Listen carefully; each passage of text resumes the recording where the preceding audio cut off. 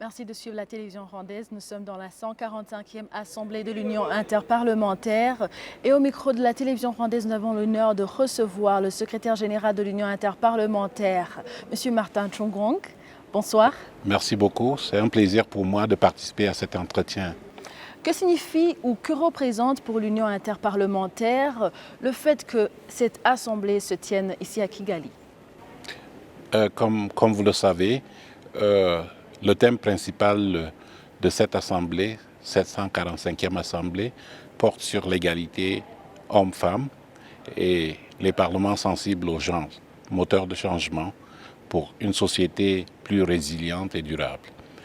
Et je pense que le Rwanda symbolise cette égalité homme-femme que nous voulons promouvoir à travers le monde. C'est cela qui nous a motivés à demander au Rwanda de bien vouloir accueillir cette assemblée, parce que nous sommes au pays de l'égalité homme-femme. Et quelles étaient vos attentes à la base pour cette 145e assemblée?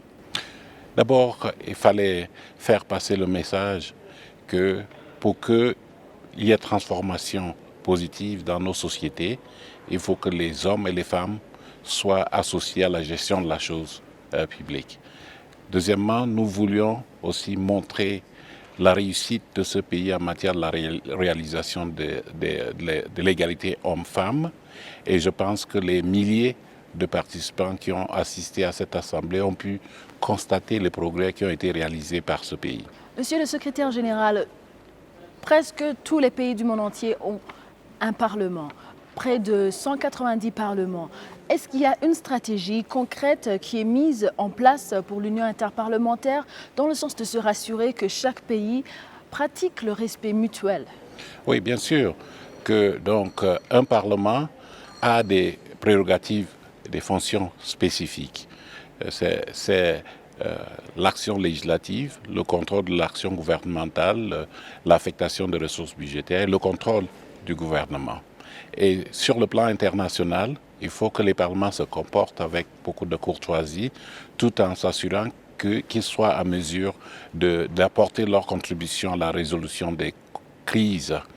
Ça ne sert à rien de provoquer la panique, de tenir des propos discourtois, déplacés, dans les débats qui se déroulent, malgré le fait que certains sujets sont assez brûlants sur le plan international. Donc l'Union interparlementaire a mis en place un cadre de réflexion, de dialogue entre des partis qui peuvent tenir des points de vue différents, mais l'essentiel est qu'on puisse en discuter pour pouvoir trouver une solution à nos problèmes communs. C'est pour cela qu'ici, à l'Union interparlementaire, d'abord, les règles qui régissent notre organisation ont été édictées par les membres.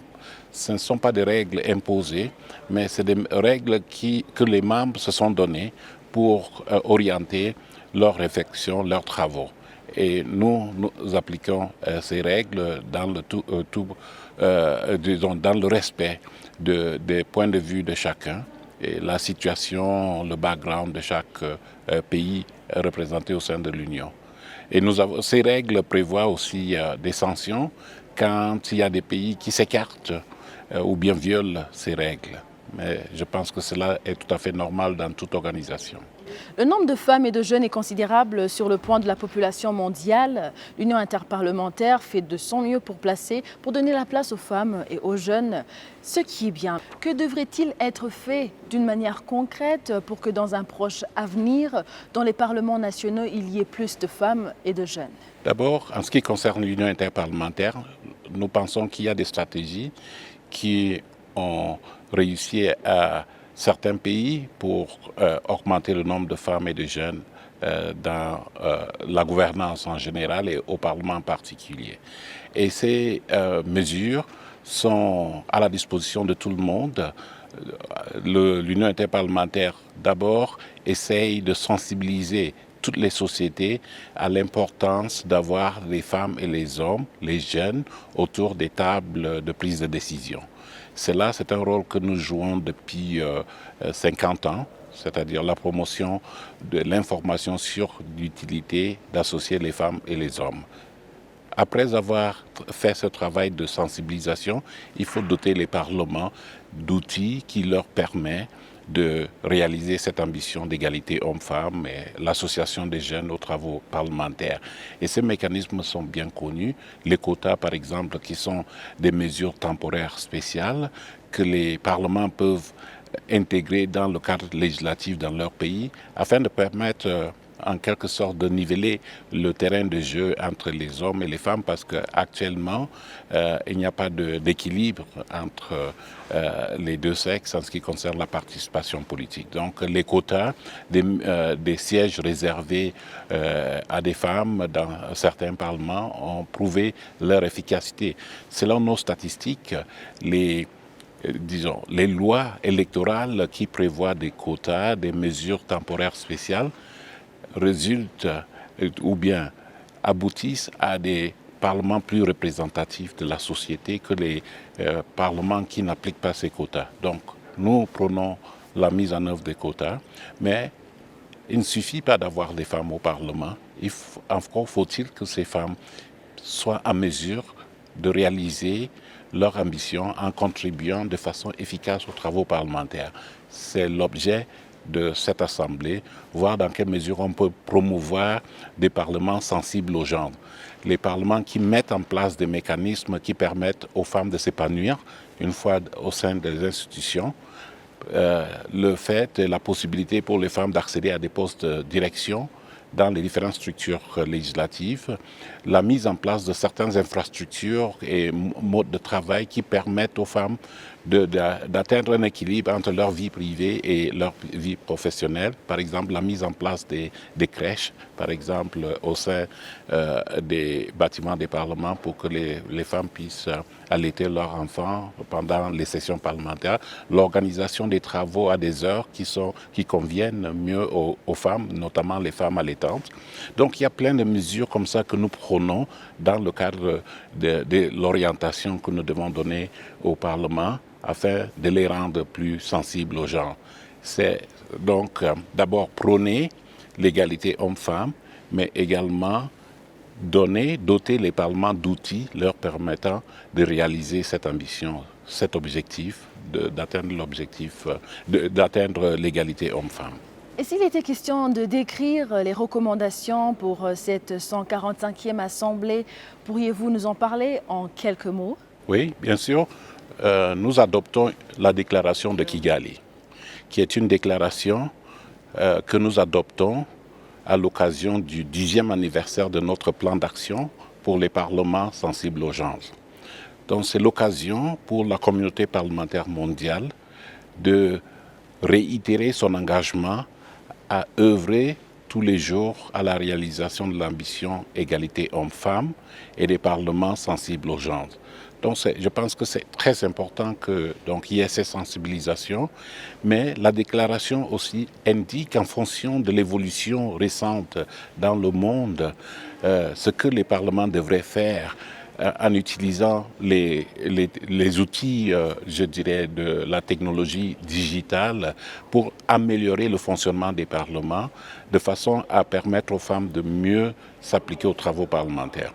Donc il y a pas mal de recommandations qui sont contenues dans cette déclaration et c'est l'un des résultats de cette Assemblée, mais l'autre aussi c'est que nous avons pu montrer le bien fondé de la diplomatie parlementaire, que les parlements du monde entier peuvent se rassembler au sein de l'Union et en l'occurrence ici à Kigali pour s'adresser aux grands défis.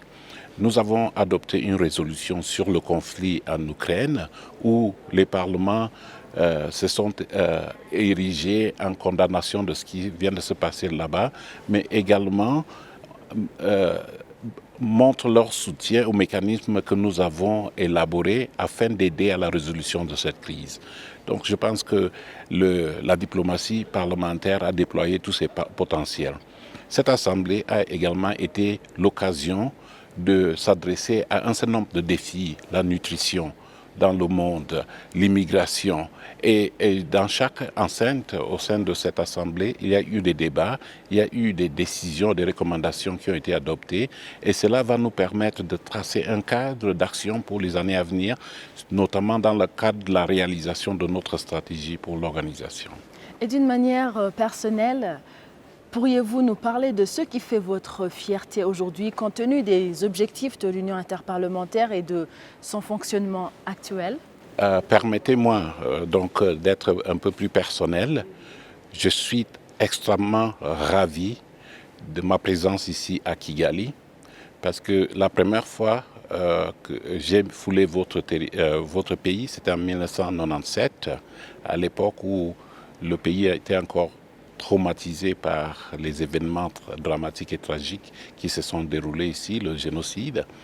Et mon retour ici me permet de voir les progrès qui ont été réalisés par le Rwanda. Et cela est un motif de satisfaction pour nous parce que l'Union interparlementaire a été du côté du peuple rwandais dans la refondation de la société rwandaise. Aujourd'hui, nous pouvons être fiers de votre constitution qui est modèle dans le monde aujourd'hui en ce qui concerne la promotion égalité hommes-femmes. Nous avons eu à constater les progrès qui ont été réalisés en matière d'infrastructure, du vivre ensemble du peuple rwandais. Et pour moi, c'est un motif de satisfaction. Mais pour ce qui est de l'Union interparlementaire en général, je pense que cette Assemblée nous a permis, une fois de plus, de montrer que les parlements sont utiles, sont pertinents aux efforts destinés à résoudre les grands défis qui se posent au monde entier. Nous nous sommes attaqués à des questions d'actualité brûlantes qui sont sur l'agenda mondial et les parlementaires ont pu s'exprimer, mais ont également identifié des solutions possibles que nous allons essayer de mettre en œuvre dans les jours à venir, dans tous les domaines, disons, de ces sujets de préoccupation. Donc c'est un motif de satisfaction. Nous avons pu montrer que les parlements peuvent faire œuvre utile, sont en train de le faire et nous encourageons ces parlements donc à aller de l'avant en renforçant les efforts destinés à améliorer le bien-être de leur population. Et à propos, pour clôturer, à propos de l'organisation de cette 145e Assemblée de l'Union interparlementaire, comment avez-vous trouvé l'organisation par rapport à ce que vous aviez comme attente? Oui, bien évidemment, quand nous décidons d'organiser une assemblée comme celle que nous venons d'organiser à Kigali au Rwanda, tous les doutes sont permis.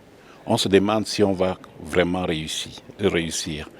Et quand on voit le professionnalisme, l'expérience des organisateurs du pays hôte, nous pouvons nous sentir satisfaits de ce que nous avons vu ici. L'organisation a été presque parfaite, je viens de le dire, donc aucune œuvre humaine n'est parfaite, mais ici on a constaté que tous les travaux logistiques, organisationnels ont été bien pensés et réalisés. Et je dois louer l'appui, l'assistance de tous les Rwandais au plus haut niveau, le président de la République, son Excellence Paul Kagame, qui a fait montre de son leadership pour la réussite de cette Assemblée. Mais je dois aussi adresser mes remerciements et mes motifs de satisfaction à l'endroit de la direction du Parlement, au personnel du Parlement rwandais, mais également à tous les services qui ont concouru à l'organisation de cette Assemblée.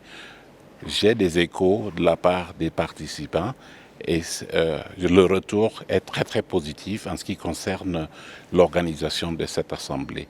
Et je suis fier en tant qu'Africain qu'un pays africain puisse relever ce défi que vous venez de relever. Merci beaucoup. Merci pour votre temps de répondre à notre invitation. Merci.